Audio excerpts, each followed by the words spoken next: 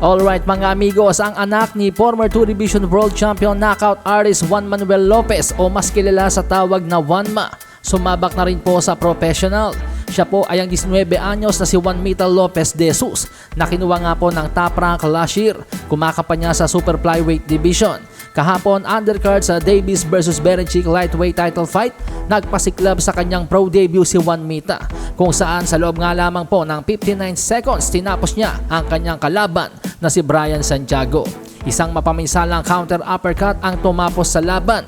Makikitang hindi na nakakilo si Brian Santiago ng tamaan ni Juanmita. Base sa akin napanood po mga amigos, mas mabilis sa kanyang tatay itong si Juanmita. Marahil na rin siguro dahil nasa mas mababang timbang ito, dahil yung tatay niya nga po dati nasa super bantamweight division at featherweight. Napansin ko rin na magaling na counter puncher itong batang ito.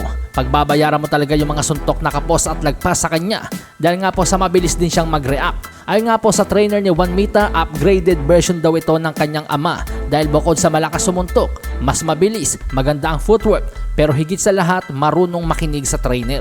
Yung tatay daw kasi nitong si Juanmita, si Juanma Lopez, paminsan-minsan sumasariling diskarte, sumusuway sa game plan.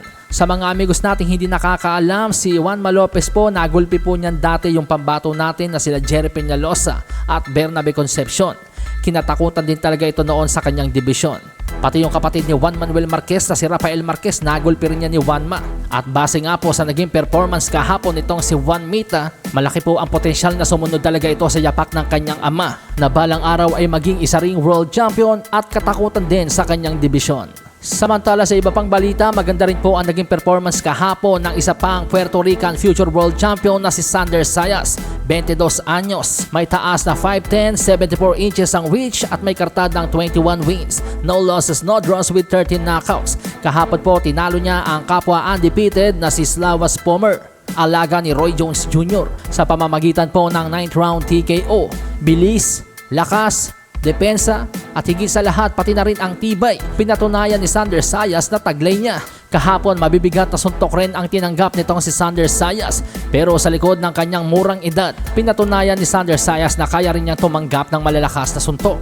12 seconds noong round 4 nang tamaan si Sander Zayas ng isang matindi. Bagamat nayanig pero hindi po nagpanik sa laban si Sander Zayas. Sa halip ay inutay-utay niya itong si Slawas Pomer hanggang sa tumiklop noong round 9. Kaya naman matapos talunin via TKO si Slawas Pomer, sinabi po ni Sander Zayas na ang kanyang susunod na target ay walang iba kundi ang Unified World Super Welterweight Champion na si Sebastian Fundora. Ika nga po ni Sander Zayas, I'm number 1 in the WBO, I'm number 3 with the WBC, Sebastian Fundora is next.